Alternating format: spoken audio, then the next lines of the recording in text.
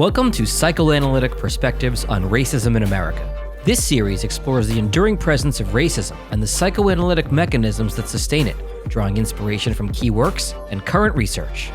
Hosts Dr. Karen Messina and Dr. Felicia Powell-Williams explore the complexities of racism through the lens of psychoanalysis as they foster a crucial dialogue on racial inequality. Here are your hosts. Hello.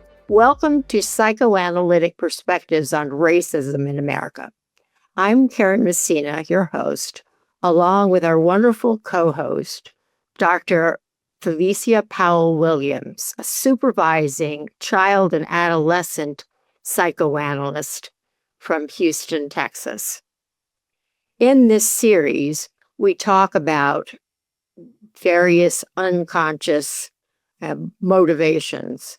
And in this particular case today, we're going to talk about how the unconscious shapes racism, exclusion, identity, belonging, and power in American life. Psychoanalysis invites us to ask not only what happened, but how people come to understand what happened. Today, we're going to talk about the very tragic case of the death of Nolan Wells, an 18-year-old college student who disappeared during a boating trip with friends on the 4th of July. Unfortunately, he was found 2 days later, dead. It now involves a grand jury investigation and the hiring of Bruce Crump by the family. So I think that there are various ideas of what happened. And Felicia and I are not, we're not investigators, or at least not of one sort. We're not police investigators or FBI investigators, but we are investigators of a different sort. And so that's what we're going to talk about. We're going to talk about why people must have certainty. And if they don't have certainty and they can't tap into being curious about something, holding on to the idea that things do come out eventually, they fill in the blanks. So we'll be talking about that. So no one knows what really happened. So again, we're not going to become the FBI investigator types. But there is the whole history of racism in Mississippi, and that can't be overlooked. So it's there, whether it has anything to do with this case, we don't yet know. But you can't just pretend that history doesn't exist. So do you have some initial thoughts, Felicia? Oh, honestly, Karen, I have quite a few thoughts about it. But one of the things that I really initially want us to hopefully get a chance to explore during this podcast is the whole idea of trauma and how trauma just shatters, one's assumption about reality. And this particular case really brings up a lot for us to look at how our own minds really try to restore the psychological ability, the psychological even stability to be able to experience things when it's a very overwhelming situation at hand, and just our capacity, to make sense out of the reality. Yes. So that's what comes to mind for me initially. Well, thank you for that. That's very important.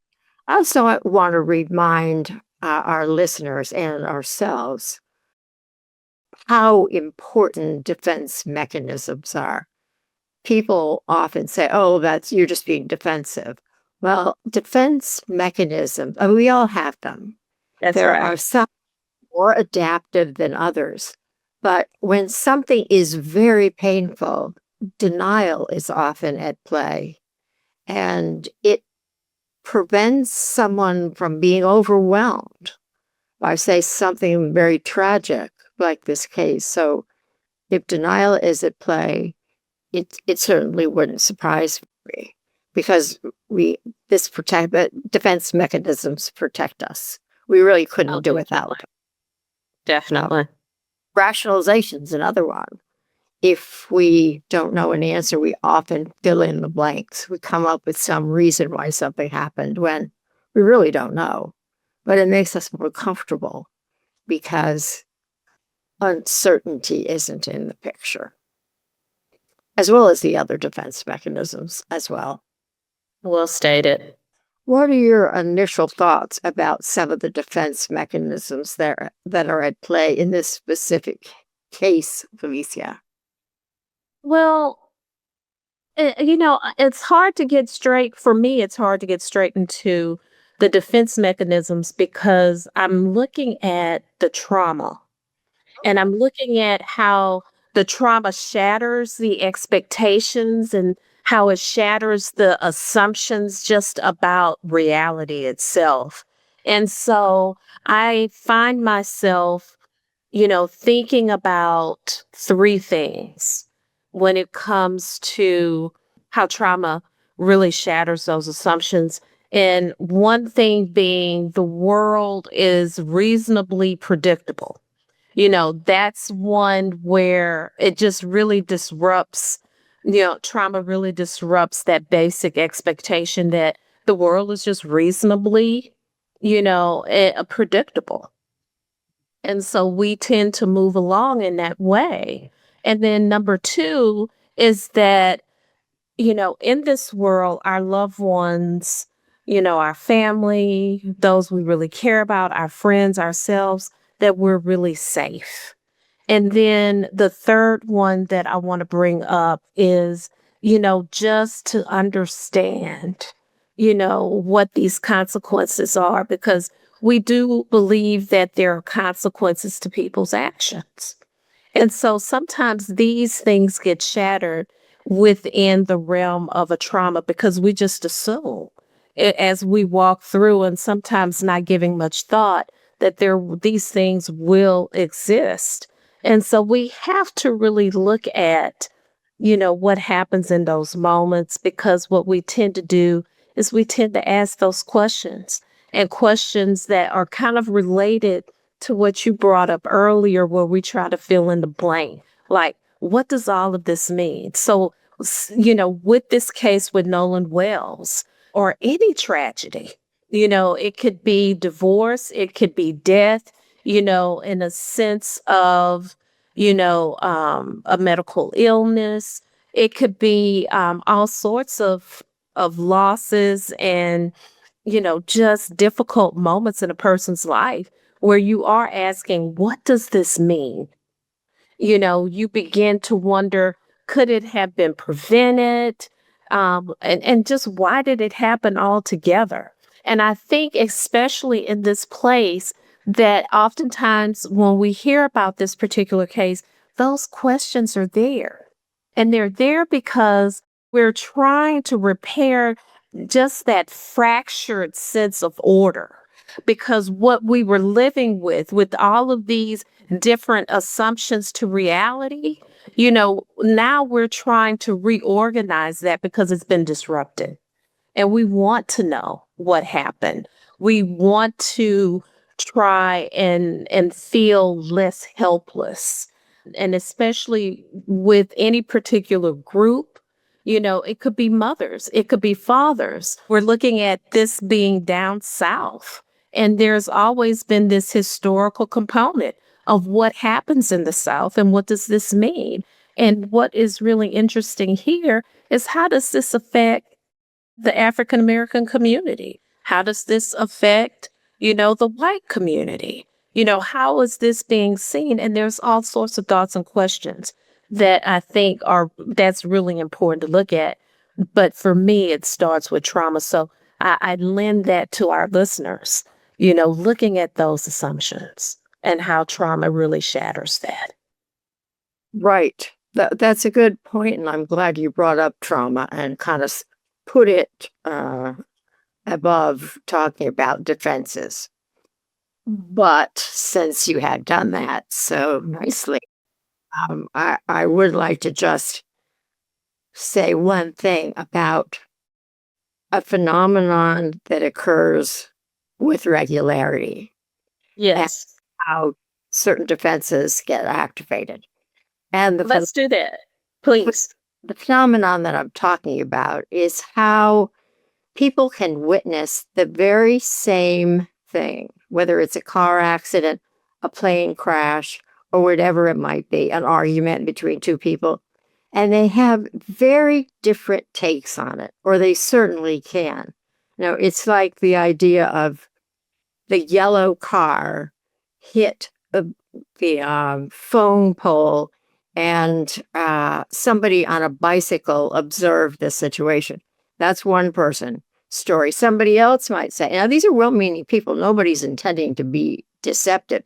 Another person may say, I saw three people watching this when a green car hit another car that was parked on the side of the road.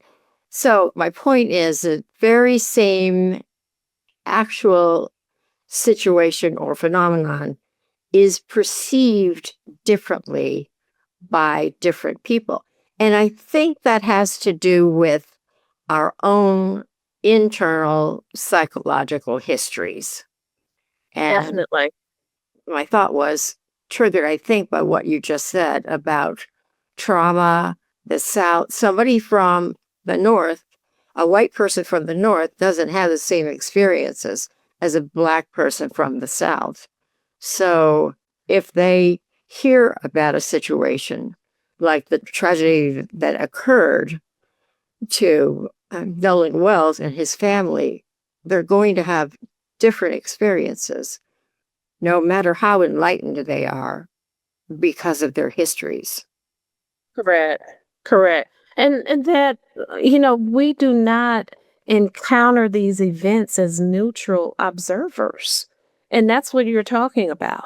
And because we don't, we bring in all of our unconscious wishes, our fantasies, our fears, our conflicts, all of those things come up. And we've seen this, even though we're talking about Nolan Wells, we've seen this also with the ice raids. So this has come up, in many ways in different communities. And what does that really mean? And how does all of this really shape, how we are, experiencing things consciously, but also, the defenses as you bring up. What are we doing in order to tolerate those things that are very uncomfortable and stressing and just very disturbing? How do we suppress that with the defense in order to continue to move, to think, and to be? That brings to my mind a specific defense mechanism that I talk about with regular, well, there are two, projection and projective identification. So projection isn't just blaming another person, Mm-hmm. being something onto another person. Because for one thing, if it's really a defense mechanism, it's unconscious until we or perhaps somebody else or the professional helps bring this unconscious material to light for a person. So it's the way a mind organizes something that's too difficult or too conflictual to tolerate. It's not just saying, oh, well, so and so did it, just to blame the person. It's because it's too difficult to tolerate. So it therefore becomes somebody else's problem or somebody else's fault. But it isn't always just finger pointing that's involved. And sometimes people get a little confused about that. It's hard not to get confused. We think about projection as well. I agree with what you're sharing. I'm drifting off to this place where, when we look at two people that may have had the same experience, but, or viewed something, the same thing, but their experience with it is going to be very different because of their own unconscious emotional concerns. I go to this place where, you know, we're really trying to explore, how a person projects their fears, their worries, their aggression, their guilt. All of this comes up when you start talking about projection, because there's so much that we're carrying. And I often share, that we have these loyalties, these beliefs, and these traditions, a way of being and thinking within our own culture, within our own race, within the culture that we have lived in within our own families. All of these things are there, which really tend to shape, as I mentioned earlier, assumptions, predictions, all of that. But when we start looking at projection, all of those other uncomfortable parts tend to rise up. And when you start looking at idealization, you start looking at, as I mentioned earlier, the guilt and even hope, all of those things are really important to keep in mind with looking at this defense mechanism. Another one that I don't talk about that often, not for any particular reason. I guess it's because it's so much more likely me to talk about projective identification. But another one is identification itself. Sometimes Oh, that seems like a form of empathy, but it really becomes much more than that because we identify with another person, or in this case, another family, so much that it almost feels like it's our family. We naturally start to imagine, oh my God, what would it be like to get a phone call in the middle of the night or the next day, or to realize that your child is missing, where the other people are, they're back, your child is still on this island. So you begin to feel like you're part of this situation, and it can become overwhelming. again, I'm just thinking about many things that you're really putting your finger on. And it just I drifted off to this place of our difficulty as just human beings tolerating helplessness. So when you start talking about, just identities, and how we may identify with, just the helplessness that's there in such a tragedy. When you feel or you can imagine what the other is experiencing, and perhaps you're taking that in and identifying with that yourself. So I just drifted off into that place, and just how in such cases, that whole sense of certainty is often, it is often, what's a good way of saying this, Karen? Um, we really want certainty because it reduces It's that sense of comfort. anxiety, It's you comfort. know? I think it gives us some comfort if we can fill in the blank. I think it does. And you know what? I think certainty becomes a defense. It Absolutely. becomes a defense because if we have certainty, if we have meaning, if we have all of those things, as I mentioned earlier, those particular questions, if we could have all of that answered, that gives us, some type of internal order. And therefore, we don't have to deal with what is uncomfortable for us, what stresses us, what the reality is. So certainty does become, on some levels, a defense for us to look at. Right. So I shifted there. Yeah, absolutely. I want to name another defense. I don't think I've ever heard anybody call this a defense, but you tell me what you think. I think Okay. social media can be a defense. People, Oh. I have listened to a number of of audio clips about, and also YouTube clips about this case. It's very interesting, and people want to know answers, so they're filling in the blanks. But there's so many different. There's so many messages that are out there now in social media, and I think it actually I think it comforts people because, again, they're filling in the blanks. Whether, I mean, some of this stuff can't possibly be, I don't think it's all accurate because the information isn't there. It may turn out to be accurate, but we don't have the information yet. But yet again, it's a way of filling in the blanks. Well, if this host says it, it must be true because I follow this person and I believe what this person says. So again, another defense, social media.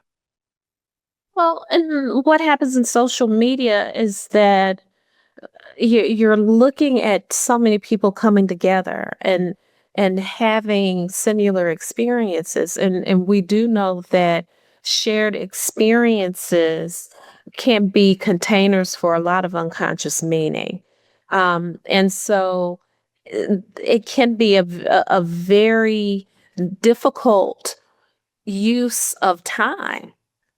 And when I say difficult, because it does tend to take us, as human beings down a place that leads us back to, these uncomfortable places. But it can also, in a way of defense, keep us in a place to avoid difficult emotional experiences as well. Yeah, that reminds me actually of something that was conceived many years ago by Bion and his basic assumption. The group searches for certainty, and a leader, it could be an enemy, comes up with some kind of theory or some kind of way of explaining something. And if people latch onto that idea, then that's another way of dealing with uncertainty, anxiety, and all kinds of very intense feelings, even trauma. If you believe what the group leader says, then your anxiety is quelled at least a bit Mhm. temporarily. Yeah, that's a very, very good point. Very good point. There's, with the Nolan Wells case, there's, so much tragedy. Um, and with cases where we're looking at not only, this tragic loss, but where we're looking at these unjust um experiences that so many people have endured, so many immigrants, because of their ethnicity, because of their race, because someone has their own assumption and belief that if we look, if we speak, if we believe any differently than the other, then there's something wrong.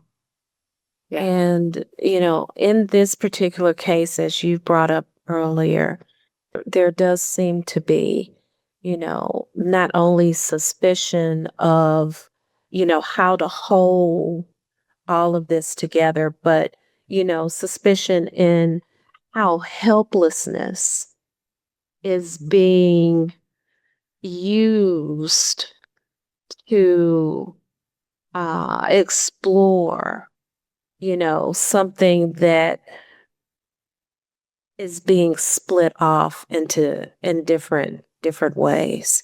And I use the word suspicion because there is so much uncertainty about it. And I suspect is a better way of terming this.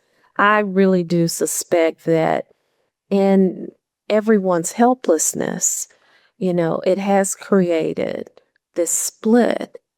And, what do we do in these moments of such tragedy is that we try to find another collective group that may think and could contain as we do. We try to get questions answered. We try to fill in the blanks. We try to move in a way in which is not a reality, but in using defenses, it helps us to be able to tolerate the reality that's there. So there's so much there, and it's so painful. And it's so painful to see, that such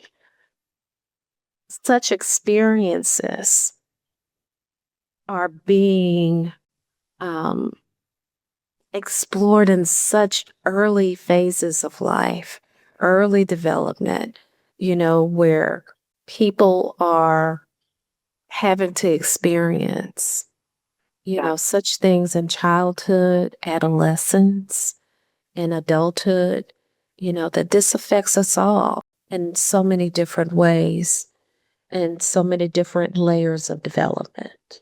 Well, Felicia, I thank you very much for that. It's very insightful. I suspect that we'll be coming back to this topic because things are being uncovered as we speak about this case. So, from a psychoanalytic perspective and from what is uncovered by officials, this story isn't over by any means. So I think maybe it would be a good idea actually to revisit this as more information becomes known. So I agree. for our listeners, if you enjoy this, please pass this along to others, and no, a like doesn't hurt us either. So until next time, thank you for listening. Bye-bye. Thank you.